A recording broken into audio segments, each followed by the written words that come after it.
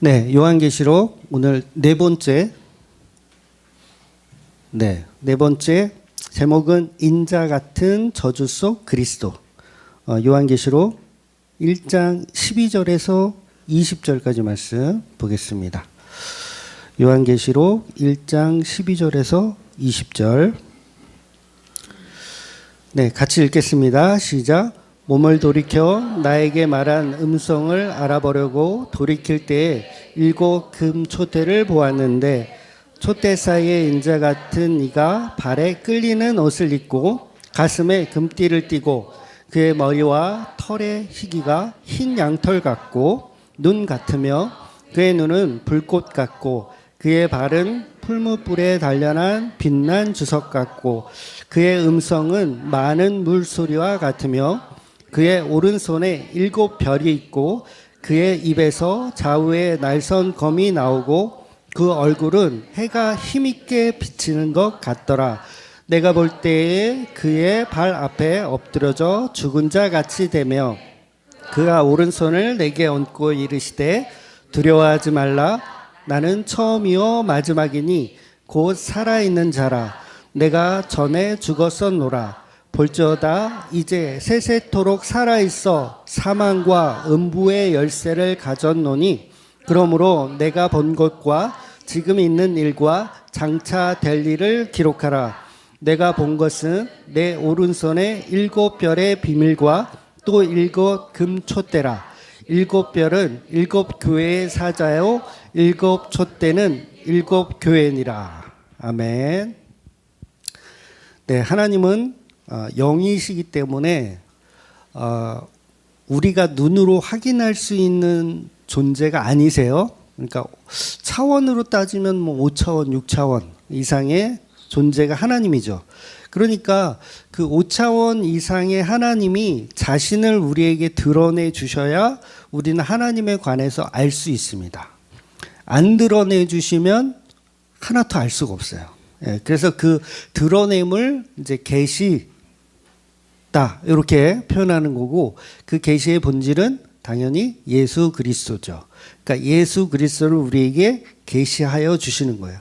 즉 하나님이 사람의 모습으로 계신 거. 그래서 그걸 성경에서는 이제 인자라고 표현합니다. 사람의 아들 이란 뜻이죠. 그래서 하나님이 사람의 형상을 가지고 사람의 인자의 모습으로 오신 예수 그리스도가 바로 계시라는 거예요. 계시. 그래서 오늘 본문은 이제 사도 요한이 이제 구체적으로 그 하나님의 형상이신 계시의 본질이신 예수님을 보는 내용을 이제 자세히 기록하고 있어요. 그래서 오늘 본문 보면 좀 이상한 그런 모습이 그려집니다. 그러니까 요한이 이제 소리가 들려서 이렇게 돌아보니까 뭐가 보였냐면 7 금촛대가 보여요. 7 금촛대가. 그러니까 1탄에서 설명드린 것처럼 본문의 어떤 설명 방법은 계시는 계시인데 묵시이기 때문에 이 묵시는 알아듣지 못하는 비유로 되어 있는 거예요. 그러니까 뭔 말인지 잘 모르는 거. 그러니까 우리가 방금 읽은 본문도 그냥 읽으면 뭔 말인지 알겠어요? 뭐 입에서 뭐가 검이 나오고 뭐 눈이 불꽃 같고 머리는 휘고 대체 무슨 얘기를 하는지 어렵단 말이에요. 무슨 얘기인지 몰라요. 그래서 이거는 전부 다 상징으로 되어 있는 거예요. 상징. 그러면 그 상징들이 말하고 있는 본질적인 뜻을 사실 우리는 알아가야 된다는 거죠. 그래서 7 금촛대는 무엇을 상징하는 것일까라고 했을 때 그 답을 20절에서 주고 있죠. 그래서 7 금촛대는 7 교회에 관한 상징이다 이렇게 해석을 해주시는 거예요. 그리고 7 별은 7 교회의 사자를 의미한대요. 사자라는 말은 말씀을 전달받은 자 또는 말씀을 이렇게 전하는 자라는 의미죠. 사자. 이 사자가 아니라 이 사자가 아니라 말씀을 전달하는 자. 그래서 본문의 7 사자를 지금의 목사들로 해석하는 경우가 있어요. 그러니까 이 메시지를 누구한테 주냐면 목사들에게 준다. 그래서 목사들은 그 교회에다가 이 편지의 내용을 선포하라. 뭐 그런 의미로 목사로 해석하는 경향이 좀 많습니다. 좀 요한계시록 강해 좀 이렇게 들어보신 분은 대부분 목사로 설교하시는 분들이 꽤 많더라고요.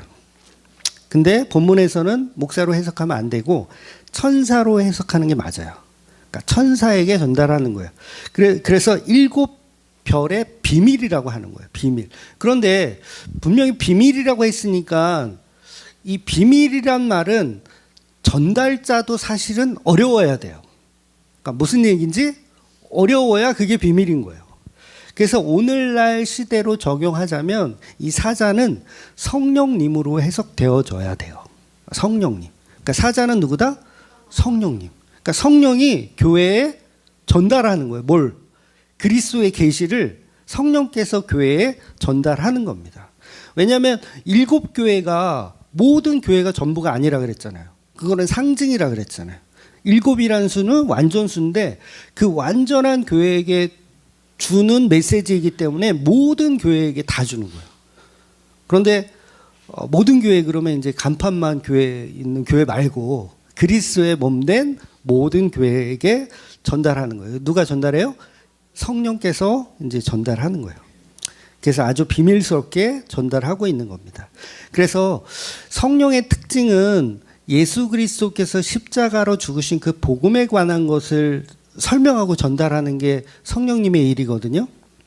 그래서 교회가 십자가를 증거하지 않는다면 그 교회는 성령이 있는 교회가 아닌 거예요. 되게 쉽죠. 그러니까 교회를 내가 한 1년 다녔어. 근데 예수님의 십자가는 별로 들어본 적이 없어. 그냥 맨날 뭐 복 받아라, 뭐 성공할 거다, 뭐 네 집이 잘 되고 뭐 이런 얘기만 1년 동안 들었다. 그러면 그 교회는 성령이 임하는 교회가 아닌 거예요. 그래서 지금은 성령께서 그리스도의 몸된 교회라면 동일하게 성령이 하시는 일인 십자가에 관한 일, 예수께서 이루신 피에 관한 복음을 전한다는 거예요. 그러니까 비록 이제 2장부터 이제 오늘은 이제 1장 마무리하고 다음 주부터 2장에 들어가는데 2장에 들어갔더니 이제 편지 내용들이 나오죠. 아시아에 있는 7교회의 편지를 이제 한 교회 한 교회 그 내용을 기록하고 있는데 대부분의 내용들이 야단 맞아야 되는 어떤 결핍된 상황의 메시지예요. 그렇죠? 다 읽어보셨죠? 그러니까 교회가 완벽하다, 완벽하지 않다. 네, 완벽하지 않아요. 그런 교회에게 성령이 부어주시는 거예요. 그러니까 우리 주맘교회도 성령이 계시는 교회라면 완벽해야 될 텐데 완벽하지가 않고 악어들이 막 우글거리잖아. 오늘도 악어 여럿이서 막 돈을 모아서 응? 그러니까 예수님의 피가 전달되어지는 곳임에도 불구하고 악어들이 우글우글 하다라는 거예요. 그러니까 결핍이 있어요. 그러니까 이 7교회도 결핍이 있어요. 거기에 뭐가 부어지는 거예요? 성령의 은혜가 부어지는 거예요. 그래서 16절에 보면 이제 이상한 표현이 나오는데 그의 오른손에 7별이 있대요. 여기서 말하는 그는 예수님이겠죠. 예수님의 오른손에 7별이 있대요. 근데 17절에 가면 요한이 예수님을 보고 죽은 자처럼 되어서 쓰러져 버려요. 죽은 자처럼 되어서 쓰러져 버려요. 그랬을 때 예수님이 어느 손으로 이 요한에게 안수를 하죠? 오른손이에요. 그러면 분명 오른손에 뭐가 있다 그랬어요? 7별이 있잖아. 그러면 이 별을 일단 내려놓고 오른손으로 해야 되나? 아니면 그냥 오른손으로 하지 말고 왼손으로 안수하면 되잖아요. 근데 오른손으로 했다는 거야. 이게 지금 글 자체가 오른손에 별이 있는데 오른손으로 어떻게 안수를 하지? 네. 이거 따지는 사람들도 있어요, 사실. 야, 이건 잘못됐다, 잘못 썼다. 쓰다 보니까. 근데 그 얘기는 뭐냐면 7별이라고 하는 성령을 요한에게 부어주시는 거예요. 부어주시는 거예요. 어떤 요한에게? 쓰러져 죽은 자처럼 되어 있는. 쓰러져 죽은 자는 뭐예요? 결핍이 있고 문제가 있고 죄인이고 여전히 완전하지 못하다라는 의미잖아요. 그래서 요한에게 예수께서 7별을 부어주시는 거예요. 그러면서 하시는 말씀이 두려워하지 마라. 즉 연약하고 실수투성이인 죽은 자처럼 쓰러져 있는 교회에게 성령을 부어주시는 거예요. 원리가 간단해요. 어떻게 하면 된다? 죽은 자처럼 쓰러지면 성령을 부어주시는 거예요. 나 훌륭해요. 난 없어도 나는 잘 살아요. 이런 사람이 아니라, 이런 교회가 아니라 예수 그리스도 앞에 죽은 자처럼 쓰러졌더니 성령을 부어주시더라는 거예요. 그러면서 두려워하지 말라. 그래서 저와 여러분은 요한처럼 죽은 자처럼 쓰러져서 예수를 배우는 존재가 교회라는 거예요. 그때 성령을 받아주시는 거. 성령을 우리에게 부어주시는 거. 지난주 설명드렸지만 회개라는 것은 내가 나의 죄를 돌이켜서 새로운 사람으로 살아가라는 게 아니에요. 내가 나의 죄를 돌이켜서 새로운 사람으로 살아가는 건 종교에서 말하는 회개예요. 불교나 천주교나 이런 데서 하는 회개. 그런데 기독교에서 말하는 회개는 이 문제를 해결할 수 없음을 고백하는 거예요. 예수님, 나 이거 도대체 해결할 방법이 없네요. 어떻게 할까요? 죽여주시옵소서. 저 선악과 먹었어요. 어떻게 할까요? 그래서 일곱 교회는 칭찬받을 내용이 별로 없는 연약한 교회들이지만 성령의 은혜를 받으면 두렵지 않은 거예요. 두렵지 않다는 건 뭐예요? 자유해지는 거예요. 자유해지는 거. 그래서 지금도 성령이 하시는 일은 성령을 통해서 예수 그리스도를 알게 되어서 여전히 그 계시의 일이 완전한 십자가로 완성된 복음임을 선포하는 거예요. 우리가 그 일에 대해서 할 게 없다는 거죠. 할 게 없다. 그래서 창조주 예수, 창조주 하나님, 창조주 성령님이라는 그 십자가의 놀라운 그 공동체의 사랑을 교회에게 부어주시는 내용이 이 요한계시록 1장이라는 거예요. 그래서 지금도 성령께서는 십자가에 피 묻은 손으로 교회를 만지시는 겁니다. 성령 받아라 이렇게. 예수님이 복음서에도 그런 표현을 하셨거든요. 성령 받아라 이런 표현. 물론 일부 목사들이 부흥회 때 성령 받아라 막 이렇게 표현을 하기도 해요. 성령 받을 때 막 소리가 나더라고요. 성령 받아라. 이건 입에서 나는 소리가 아니요. 어떤 목사들은요, 손수건을 여기 강단에다 이렇게 쌓아요.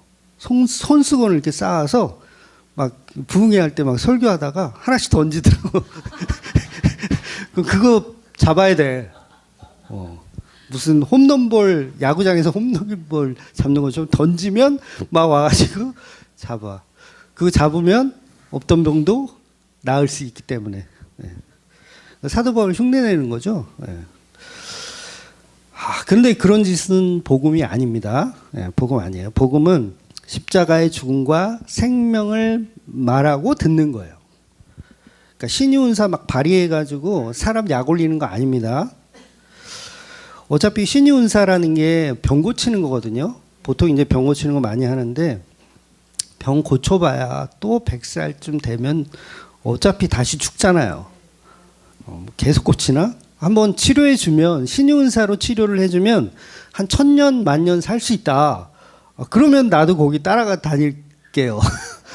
근데 고작 어차피 100년 사는 인생이잖아요. 신유은사 받은 사람도 100년 안에 죽고, 그냥 안 받은 사람도 100년 안에 죽고.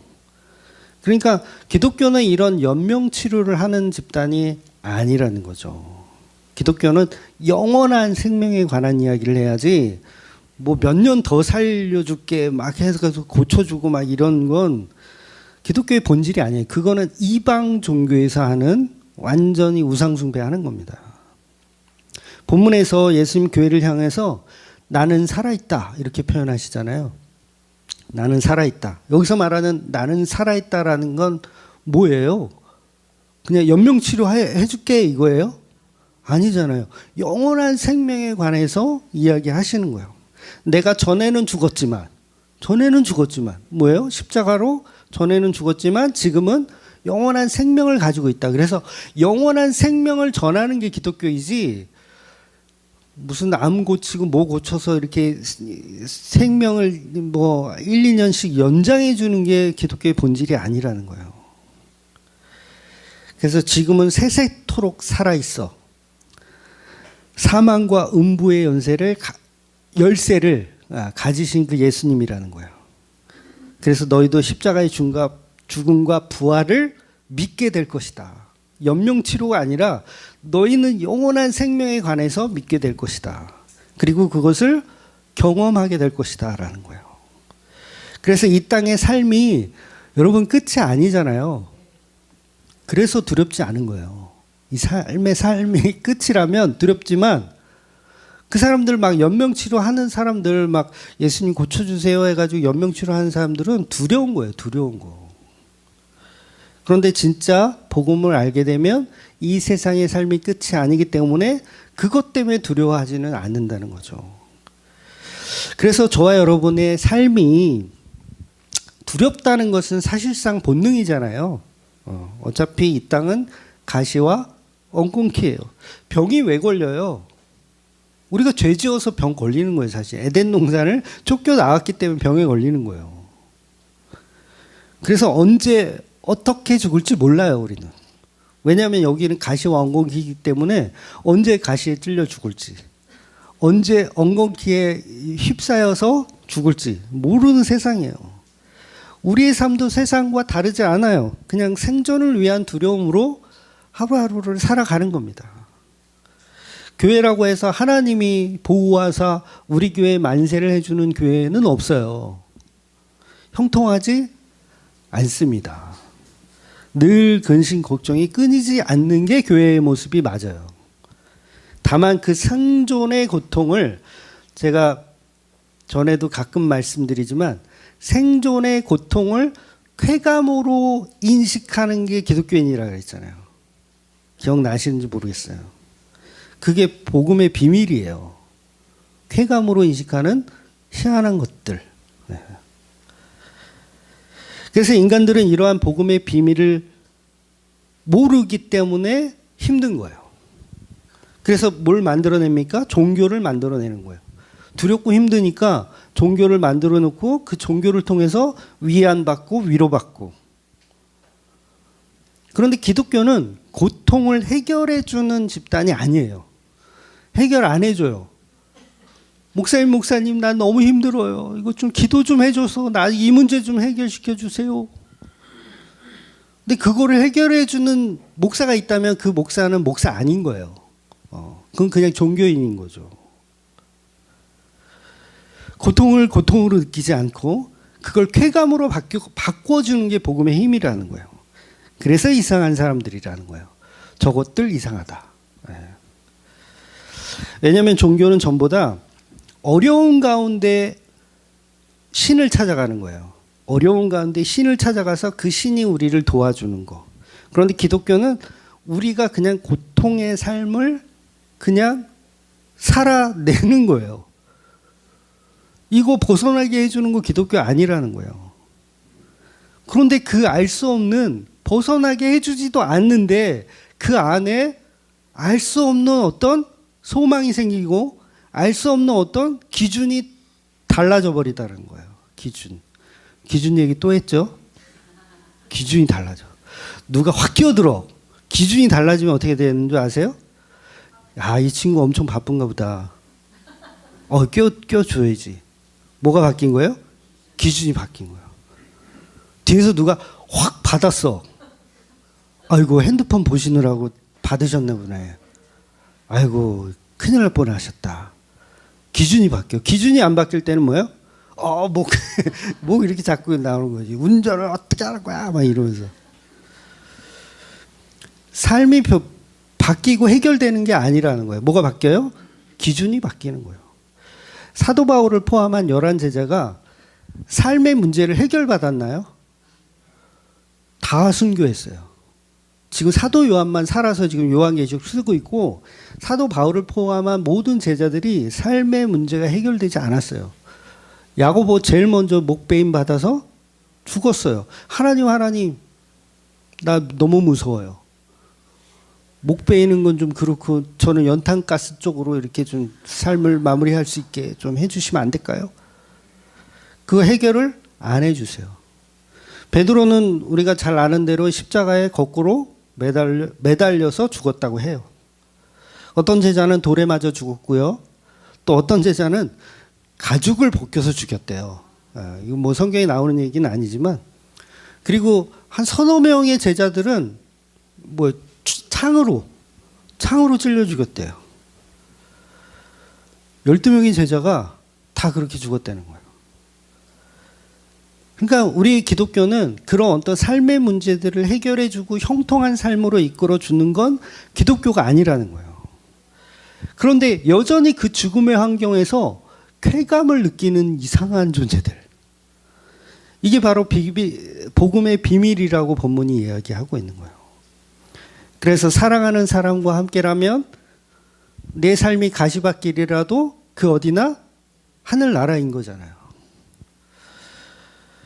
월요일날 이제 베트남 가요. 저 놀러 가요. 집사람하고 15년 만에 단둘이 가는 여행이에요. 네. 애들 없이 단둘이 가는 여행. 물론 이제 노회에서 가는 여행 핑계 삼아 가는 거지만, 사랑하는 사람과 함께 가기 때문에 행복하죠. 부럽죠. 근데 생각해 보세요. 내가 너무 싫어하는 사람하고 5일 동안 가야 돼. 이것처럼 괴로운 게 없어요. 그거는 행복한 게 아니라 불행한 겁니다. 그러니까 난민들이 여행하잖아요. 난민 여행이라 치면 그렇지만, 그거 뭐예요? 얼마나 불행한 거예요. 그러니까 왜 불행하냐면 돌아갈 곳이 없기 때문에 불행한 거예요. 돌아간다는 얘기는 내가 사랑하는 어떤 사람의 만남. 제가 20대 때는요, 그 연인과 이별을 하면 부산행 무궁화호를 타고 해운대를 찾아가는 거예요. 남자들은 한두 번씩 해보지 않았나요? 나만 그런 거야? 해운대 백사장을 딱 가면요, 커플들이 엄청 많아요. 근데 거기 또 실연당한 사람들이 또 있어. 막 이 해변가에서 혼자 막 깡소주 마셔. 막 딱 눈빛만 보면 저거 헤어졌구나. 요새는 어떤지 모르겠는데 저 때는 그랬어요. 근데 뭐예요? 그 여행 자체가 행복합니까?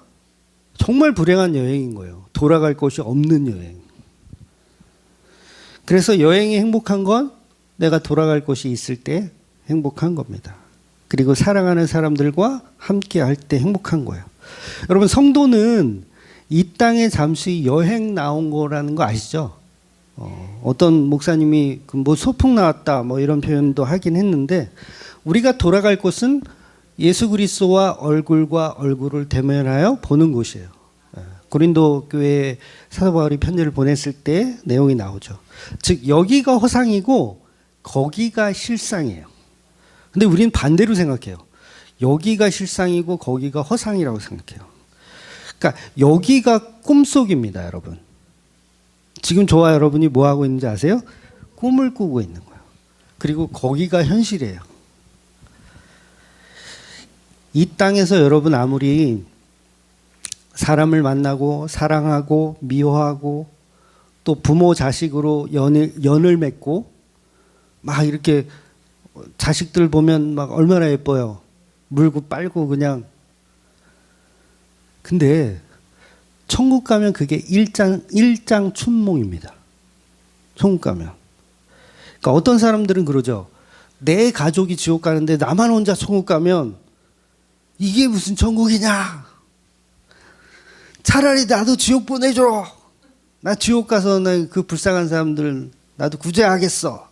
그런 하나님 난 필요 없어. 여러분이 꿈속에서 막 시집도 가고 장가도 가고 막 했다고 칩시다. 꿈속에서요. 꿈속에서 막 아이유하고 막 롯데월드 가가지고 막 열차 타고 막 이렇게 놀았어. 연애. 정말 재밌게 연애했어. 근데 꿈에서 딱 깨면 아쉽기는 하죠. 아쉽기는 하지만 아이고 꿈이구나, 현실이 아니었구나 라고 훌훌 털잖아요. 그러니까 이 땅에서 우리가 인간들이 서로 아무리 사랑하고 혈육으로 묶여있고 막 그래도, 아무리 내가 에로스 사랑을 막 엄청 해도 천국에 가면 일장춘몽이에요. 그래서 천국에서는요, 지옥을 걱정할 필요가 없습니다. 여러분이 꿈에서 깼는데 그 꿈을 걱정하든가요? 아이고 내가 아이유를 놔두고 내가 잠에서 깨버렸네, 어떡하지 다시 들어가야 될 텐데, 이러는 미친놈은 없단 말이에요. 아, 이건 꿈이었구나요. 바리새인들이 마태복음 22장에서 질문하기를, 어떤 남자가 자식이 없이 죽었대요. 그런데 그 동생들이 이제 그 아내를 취하는 그 형사 취수제라고 있잖아요. 자세히 설명 안 드릴게요. 설교가 길어져요. 그래서 한 여자가 7 남자하고 결혼을 한 거야. 큰형, 둘째형, 셋째형 이렇게 쭉 결혼을 했어. 근데 나중에 천국 갔는데, 그러면 이 여자는 누구의 남편입니까? 라는 질문을 바리새인들이 한 거예요. 예수님 뭐라고 대답해요? 너희가 성경도 모르고 하나님의 능력도 모르고 아무것도 모르니 오해를 하는구나.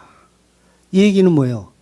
너희들이 꿈속에서 막 엄청 사랑했는데 나중에 꿈 깨면 이건 그 꿈속에서 사랑했던 사람하고는 어떤 관계가 되나요? 이런 질문하고 똑같은 거예요. 그건 허상이니 아무 상관없다예요, 예수님의 얘기는. 그래서 기독교는 예수라는 실상에 관해서 이야기하는 거예요. 그래서 서로 사랑하라, 이것도 예수 안에서만 가능한 거예요. 어차피 꿈이에요, 여러분. 이런 설교가요, 쉬운 설교는 아니거든요. 뭐라는 거예요, 지금? 자기 남편, 자기 자식 별로 그렇게 막 물고 빨고 할 필요가 없다는 설교잖아요. 큰일 났네. 그래서 이걸 비밀이라고 하는 거예요. 그렇다고 막 함부로 하라는 얘기는 아니에요. 꿈속에서는 또 몰라요. 그 꿈이 제일 좋아. 꿈속에서 아이유를 만났는데 좋지. 그래서 기독교는 예수라는 실상과 그 예수가 이루신 사랑만 소망하는 거예요. 그래서 소아시아 7교회도 그렇고 우리 주만교회도 그렇고, 비록 완전히 칭찬받을 내용이 하나도 없는 교회지만 여전히 죄가 있고 여전히 책망받을 일들이 많지만 첫사랑을 잃어버렸어요. 교인들이 교회도 잘 안 나가요. 우리 교회 얘기 아니고 신앙생활이 미직지근해요. 미직지근하고 니골라당하고 친하고. 그러니까 예수께서 이러한 교회들을 책망하시지만 그래도 뭐예요? 영광의 소망을 주시는 거예요.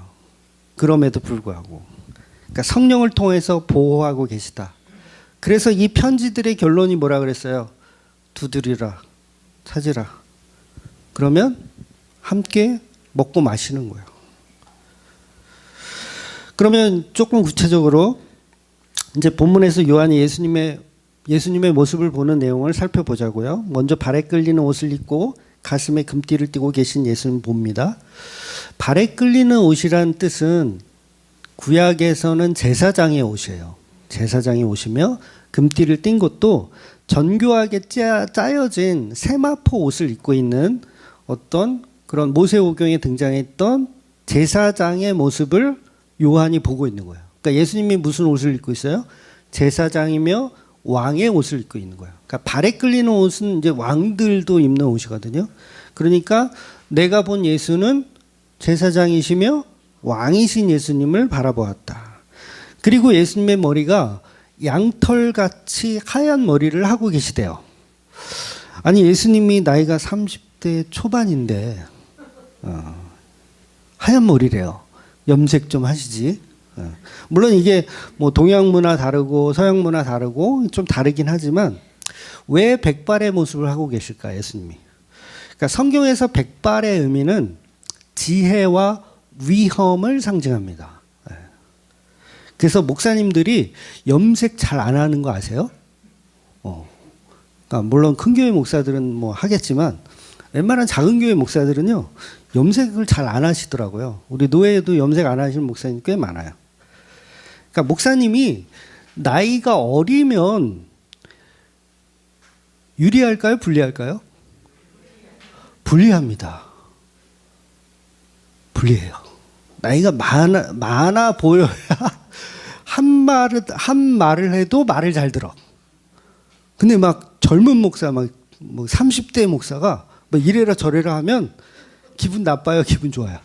아, 기분 나빠. 한 70 먹은 목사님이 이렇게 하면 말을 잘 듣는데, 그래서 목사들이 뭘 안 한다? 염색을 잘 안 한다. 저희 어머니도 장사를 하다 보니까 저희 어머니도 염색 안 하시잖아요. 백발이잖아요. 왜 그렇게 하냐면 손님들이 자기를 함부로 한대요. 그런데 머리가 지긋하게 이렇게 나이가 들어 백발이면 손님들이 함부로 하지 못한다는 거죠. 이제 그거를 어느 날 깨닫고 그때부터 이제 염색 안 하시는데, 저는 염색 자주 합니다. 저는 눈썹까지 흰 눈썹이 나요. 여러분 모르셨죠? 저는 눈썹까지 흰 눈썹이 막 나기 시작하더라고요. 그래서 요새는 저 염색을 집에서 하거든요. 눈썹도 염색을 해요, 제가. 지난주에 제 생일이라고 교분들이 케이크 해주셨잖아요. 이런 얘기 해도 되죠? 초를 7개를 켰어요. 큰 거 5개, 작은 거 2개. 그러니까 우리 목사님 왜 이렇게 나이 많아? 그러면서 막 거의 통곡을 하더만요. 누가? 왜 이렇게 나이 많아? 그러면서. 근데 어차피 저는 지혜와 위험 따위는 없는 사람이라서, 전 젊어 보이는 게 좋아요. 그래서 염색을 합니다. 잠언 16장 31절에 보면 백발은 영화로운 면류관이라는 표현을 해요. 백발은 뭐다? 영화로운 면류관. 그러니까 요한이 보는 예수님은 아직 세상 분별도 못하는 30대로 보여지면 되겠어요? 안 되겠어요? 안 되는 거예요. 젊은 예수가 아니라 지혜와 위엄을 가진 예수님으로 표현되어지는 거예요. 왜냐하면 예수님은 30대 초반이잖아요. 30대 초반. 30대 초반. 근데 지금 요한의 나이는 몇 살인 줄 아세요? 요한은 거의 학자들의 견해에 의하면 80에서 90세 사이로 봐요. 80에서 90세. 그러면 삶의 연륜으로 보나 뭘로 보나 요한 자신이 예수님보다는 더 지혜롭다고 생각할 수 있겠죠. 80, 90 먹은 노인이 30대 초반을 보면 이상할 수 있잖아요. 좀 지혜가 부족한가? 이렇게. 그러니까 교회들도 보세요. 얼마나 자기들이 이렇게 훌륭하고 똑똑한지 몰라요. 그러니까 목사들이 염색을 안 하는 이유가 뭐예요? 교인들이 너무 똑똑하니까. 교인들이 목사를 가르치려고 하니까. 그러니까 뭐예요? 이러면 안 되겠다 하고 염색을 안 하는 거죠. 권위를 세우기 위해서. 뭐 이건 주만교회 우리 시즌1 이야기여서 죄송하긴 한데, 그때도 우리 장로님 한 분이 그 어떤 이제 자신의 지혜로움을 이렇게 드러내셨죠. 그러니까 생각해 보세요. 30대, 그때 제가 아마 39살 만으로 38인가 9인가 그때였을 거예요. 그러니까 39살짜리 전도사가 교회를 막 이래라 저래라 하는 거하고 70이 다 된 장로님이 막 이래라 저래라 하는 거하고 어떤 사람에게 더 신뢰를 하겠어요? 교인들이. 당연히 백발의 어르신의 말에 더 더 귀를 기울이게 되는 거죠. 그래서 시즌 1이 끝나는 거예요. 교회가 망한 거예요. 그쵸? 강 집사님. 네. 저기 시즌 1 그 상황에 있었던 분이니까. 아마도 예수님이 30대 모습으로 있었다면 80 먹은 요한은 예수님을 앉혀놓고 성경을 가르치려고 했을 겁니다. 물론 요한은 안 그렇겠지만 교회가 그렇다는 거예요. 예수님이 30대 초반으로 오시면 어떻게 한다? 교회가 예수님을 가르치려고 하는 거예요. 그래서 철학에서도 젊은 것보다는 좀 나이가 든 사람의 지혜를 더 우월하게 인정을 해줘요. 그래서 교수들도 보면 염색 안 하는 교수들 의외로 많아요. 나이는 아직 50대 후반인데 딱 보면 60대 중반처럼 보이는. 왜 그럴까요? 자신이 지혜로워 보이니까. 그래서 예수님이 이러한 권위, 나이를 뛰어넘는 분이기 때문에 백발의 모습으로 요한에게 나타나시는 거예요. 그건 예수님의 지혜와 영원성을 표현하고 있는 거죠. 또한 이사야서 1장 18절 보면 교회들이 좋아하는 말씀이 있어요. 뭐냐면 제가 읽어드릴게요. 18절 이사야 1장 18절 여호와께서 말씀하시되 오라 우리가 서로 변론하자 너희 죄가 주홍 같을지라도 눈과 같이 희어질 것이요 진홍같이 붉을지라도 양털같이 희게 되리라. 그러니까 변론을 해서 변론을 하는데 우리의 죄가 주홍 같을지라도 양털같이 희게 한다. 즉 예수님은 저와 여러분의 뭐예요? 저와 여러분의 머리. 네, 머리이시잖아요. 그래서 우리는 아무리 더럽고 우리는 죄가 붉을지라도 우리 머리이신 예수님이 양털같이 흰 거예요. 흰 거. 그래서 그 흰 분이 우리의 어떤 모든 변론들을 그 흰 머리로 양털같이 희게 하여 주시는 무죄함의 의미를 표현하는 거죠. 그리고 이어지는 말씀은 예수님의 눈에 관한 이야기를 해요. 눈. 예수님의 눈이 어떻다? 불꽃 같대요. 불꽃. 이거 다니엘서 10장에 나오는 이거거든요. 그러니까 거기에 나오는 환상의 이야기가 똑같은데 네, 역시나 건너뛸게요. 설교가 길어질 수 있어서. 그래서 눈꽃 같다는 이유는 빛을 의미하면서 또 하나는 태우는 것을 의미해요. 어둠을 밝히는 빛, 그 다음에 모든 것을 태워버리는 불. 그러니까 예수님의 눈은 모든 악을 꿰뚫어 볼 수 있는 눈을 가지셨어요. 모든 악을 빛으로 다 꿰뚫어 보시는 눈. 그리고 모든 죄악을 태우시는 도말하시는 눈을 가지신 거예요. 이처럼 본문은 계속해서 예수님이라는 겉모습을 가지고 상징적으로 예수님이 하시는 일에 대해서 지금 표현하고 있는 거예요. 그걸 지금 요한이 보고 받아 적고 있는 거죠.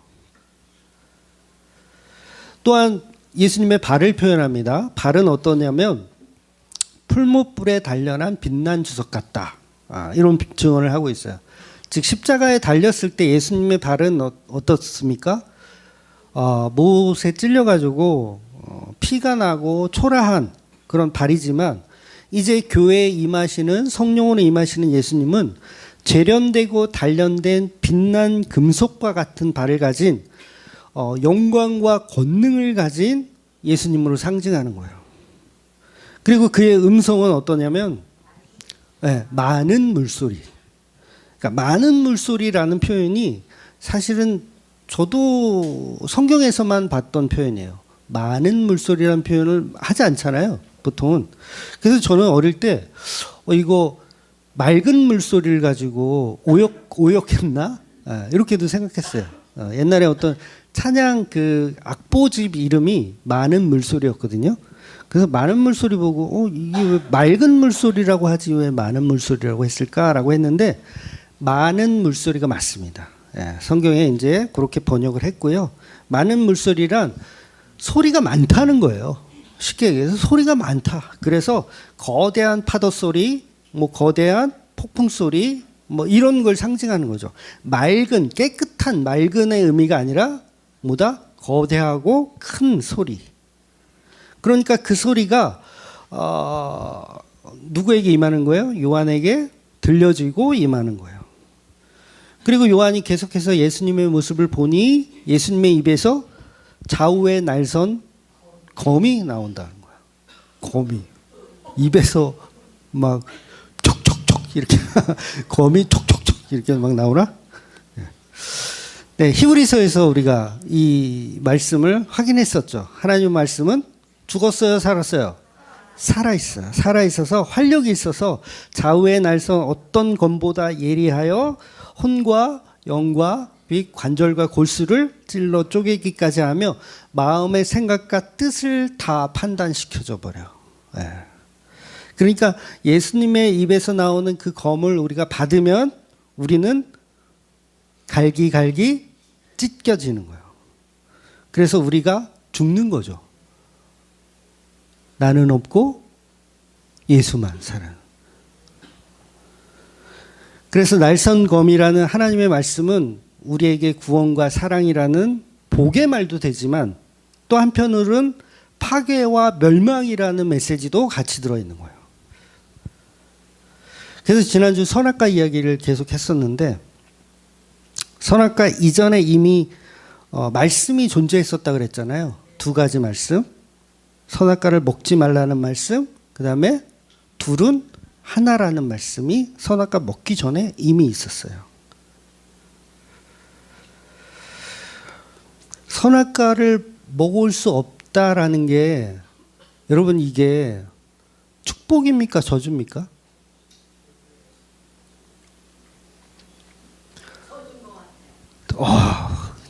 네, 크게 얘기했기 때문에 정답으로. 선악과를 먹을 수 없다는 건 여러분 저주예요. 그럼 생각해 보세요. 선악과 먹기 전에 에덴 동산에 뭐가 있는 거예요? 저주가 있는 거예요. 이거 어떻게 해결할 거예요? 여러분 먹고 싶은 게 있는데 못 먹는다는 거는 저주입니까? 축복입니까? 저주예요. 저주. 이걸 어떻게 축복으로 해석을 해요? 보암직하고 먹음직하고 탐스러운데 먹지 말래. 축복이에요? 저주예요? 저주라니까요. 그러면 에덴 동산의 저주를 누가 만든 거예요? 하나님 만들었잖아요. 근데 이거 갖고 따지는 사람들이 좀 있어요. 네. 못 알아들어서 그래요. 마치 선악을 구분해서 선은 하나님의 것, 악은 우리 거 이렇게 하고 싶은 거예요. 근데 하나님이 선악의 모든 것을 하나님이 주관하시는 거예요. 그래서 우리가 악해 보이는 것도 하나님에게는 선입니다. 그래서 에덴 동산에 이미 저주가 있었던 게 맞아요. 저희 아버지가 병원에서 이제 돌아가시기 전에 그때 생각하면 지금도 이제 눈물이 나는데 그 호스피스 병동에서 계실 때 장이 막히셨거든요. 장이 막히면 의사가 당연히 금식을 하라고 명령을 하죠. 그래서 근 한 달 동안 진짜 아무것도 못 드셨어요. 근 한 달 동안 아무것도 못 먹었는데 그런데 상태가 약간 좋아졌는지 의사가 이제 판단을 했나 봐요. 그래서 저희 아버지한테 그럼 뭐 미음이나 죽이라도 좀 드려볼까요? 아버지 드실 수 있겠어요? 이렇게 물어보더라고요. 그 저희 아버지가 얼마나 해맑은 목소리로 야 이렇게 해맑은 목소리는 내가 또 처음이야. 네 라고 하는 거예요. 너무 먹고 싶다는 거죠. 네 먹고 싶다. 근데 그날 저녁부터 좀 상태가 좀 다시 안 좋아져 가지고 결국은 그 죽 한 그릇을 못 드시고 돌아가셨어요. 네. 그러니까 먹음직하고 보암직하고 탐스러운데 못 먹어. 이건 저주인 거예요. 저주. 그래서 선악과 먹기 전부터 하와에게 이미 에덴 동산이라는 저주가 있었던 거예요. 이미 태어났더니 저주의 세상이었던 거예요. 그런데 이 저주의 세상이란 표현은 하와의 입장에서 저주인 거고 하나님의 입장에서는 이 저주가 선이었던 거죠. 그래서 그 악을 선으로 바꾸는 그 하나님의 눈을 비밀이라고 하는 거예요. 그걸 저와 여러분이 말씀을 통해서 보는 거고요. 그래서 그게 은혜였군요. 내가 먹음직하고 보암직한 이 저주를 고민하는 이 자체가 복이었군요. 나중에 깨닫게 되는 거예요. 그래서 어떤 목사님 그러잖아요. 이 거룩한 죄요. 진짜 그렇게 표현하는 학자도 있어요. 거룩한 죄요. 사도 바울도 뭐라 그래요? 죄가 깊은 곳에 은혜가 깊다. 감추어진 비밀을 알았기 때문에 사도 바울은 이런 고백을 할 수 있는 거예요. 사실은 이 말씀을 아무 데서나 하에서는 못 알아듣죠. 괜히 이단 소리 들어요. 그래서 감추어진 비밀의 복음을 인자 같은 저주 속 그리스도로 알게 되는 거예요. 그러니까 인자라는 건 하나님한테는 저주거든요. 왜 하나님이 하나님의 아들로 오셔야지 왜 사람의 아들로 와요? 이런 저주가 어딨어. 그런데 이 저주 자체가 사실은 엄청난 축복이었던 거죠. 그러니까 유대인들의 눈에는 십자가가 악으로 보이고 저주로 보이고 정말 미련하고 어리석게 보이지만 하나님에겐 그게 선이었던 거예요. 그 선을 교회들에게만 알았게 설명하고 있는 중인 거고요. 그래서 에덴 동산에서는 선악과를 먹지 못하는 그 저주 속에 둘이 하나가 된다라는 축복도 같이 들어있던 거예요. 예수님이 사람의 모습을 하고 이 땅에 오셨다는 자체가 저주이지만 그 자체가 또 영원 무궁한 영광이라는 거예요. 도대체 무슨 얘기를 하는지. 그러니까 선악과 얘기하는 거예요. 선악과. 선과 악에 대한 이야기. 그래서 아담이 왜 여자가 건네준 선악과를 먹었는지 그 마음을 알고 계시는 동산을 거니시는 예수님의 모습을 표현하고 있는 게 요한계시록이라는 거죠. 그래서 복음은 입에서 달고 배에서는 써요. 나중에 10장에 가면 이제 이 표현이 나오는데 복음은 그래서 쓴맛도 있고 단맛도 있어요. 공존합니다. 세상은 다 선악이 공존하게 되어 있어요. 그래서 선악과 없이는 복음을 말할 수가 없는 거예요. 죄가 없이는 의를 말할 수 없고 십자가 없이는 복음을 말할 수가 없는 거죠.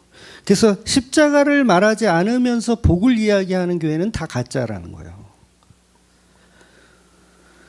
그래서 입에서 달고 배에서 쓰다는 이야기를 역설적으로 바꾸면 반대로 복음은 입에서 쓰지만 배에서는 달아요. 그래서 예수님을 믿는다는 것은 그 쓴 약을 먹는 것과 같아요. 쓴 약을 먹는 것. 근데 내 배에서는 달죠. 그러니까 요한복음 7장 38절에 보면 내 배에서 생수의 강이 흘러 넘친다는 표현을 예수님이 하세요. 그러니까 이 배는 먹는 배가 아니에요. 그 보트가 아닙니다. 여러분의 이 배꼽 있는 이 배예요. 이 배에서 뭐가 나온다?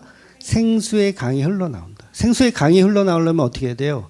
내 입에 쓴 말씀을 먹으면 그 말씀이 생수의 강으로 흘러나오는 거예요. 그러니까 이 말씀 전에 어떤 말씀이 있었냐면 수가성 여인 이야기가 있어요. 아마 수가성 여인 이야기가 7장인가? 정확하게 기억은 안 나요. 결혼을 5번, 6번 했대요. 여러분 이 여자를 어떻게 평가하세요? 개인적으로? 결혼을 6번 했으니까 억센 여자? 아니면 쉬운 여자? 불쌍한 여자? 저는 개인적으로는 착한 여자라고 생각해요. 착한 여자. 보통은 이제 수가성 여인을 평가할 때 막 남자를 밝힌다. 근데 5번, 6번이 시집을 간다는 건 독한 여자는 그렇게 못합니다. 이거 독하지 않은 거예요. 독한 여자들은요, 한두 번, 한 3번 정도 하고 나서, 야, 이거 다 필요 없구나. 혼자 살아요. 혼자 사는 게 제일 편해. 근데 이 여자는 연약한 거예요. 남편 없이는 살기가 힘든 여자인 거예요. 연약한. 그래서 이게 교회예요, 교회. 교회는 남자 없이는 못 사는 게 교회예요. 그래서 독한 여자들이 아니라 착한 거예요, 착한 거. 남자 없이 못 사는. 두세 번 하면 이를 갈죠. 아유, 남자, 다 거기서 거기구나. 근데 얼마나 착하고 순진하면 여섯 번째도 지금 실패자라고 봐야죠. 실패한 남편인 거죠. 계속 속아 넘어가는 거예요. 계속 속아 넘어가. 그러니까 허한 마음을 채울 수가 없었던 거예요. 남자를 만나면 나의 이 부족한 부분을 채워줄 줄 알았더니 채워주지 않는 거. 그러다가 예수님 만났어요. 그 예수님이라는 복음을 만났는데 예수님 또 이상한 소리를 하죠. 여자에게 물을 달라고 해요. 물을 주시오. 여자의 대답은 당신과 내가 하나가 아닌데 어떻게 물을 드립니까? 이런 표현을 하는 거예요. 근데 그 표현이 이제 유대인이 어떻게 사마리아 여자에게 물을 달라 하느냐. 이건 뭐예요? 우리는 하나 될 수 없는데 왜 물을 달라고 합니까? 라고 거절을 하는 거예요. 예수님한테. 그랬더니 남자가 뭐라 그러냐면 너는 내가 누구인 줄 모르는구나. 내가 누군지 알았다면 오히려 네가 나한테 물을 달라고 했을 것이다. 그 여자가 그러죠. 아니 지금 당신은 두레박도 없는데 어떻게 물을 저에게 떠줄 수가 있어요. 그러니까 예수님 뭐라고 하시냐면 요한복음 여기 원고에는 4장 14절이라고 나왔네요. 네. 4장 14절을 보면 내가 주는 물을 마시는 자는 영원히 목마르지 아니하리니 내가 주는 물은 그 속에 영생하도록 솟아나는 샘물이 되리라. 이렇게 말씀하세요. 이렇게 예수님을 믿으면 입에서는 너무 쓰지만 복음이 들어가면 먹고 나면 그 배에서 생수의 강이 흘러나오는 거예요. 그래서 이게 복음의 본질입니다. 쓰지만 그 쓴 게 내 배에서 생명이 되는 거예요. 그리고 본문 마지막에 짧게 한다 그랬는데 10분이네. 금방 끝낼게요. 예수님의 얼굴이 해같이 빛난대요. 할 건 다 해야지. 빛난다는데 이거 빼먹을 수 없잖아. 그러니까 변화선 사건에서 이미 우리가 봤지만 예수 그리스도의 신성과 영광을 표현합니다. 결국 예수님이 교회의 빛이에요. 교회를 태우시기도 하고요. 어둠을 밝히시기도 하는. 그러니까 겉으로는 인간의 모습을 가진 정말 연약하고 말도 안 되는 모습의 예수 그리스도. 우리와 같은 존재로 보이지만 그 인자이신 십자가의 저주 속에 어마어마한 영광이 숨겨져 있는 그 비밀을 저와 여러분이 앞으로 이제 2장, 3장, 4장 계속해서 알아가는, 그래서 그 그리스도의 영광만 바라보는 저와 여러분이 되시기를 예수님의 이름으로 축원드리겠습니다. 아멘. 기도하겠습니다.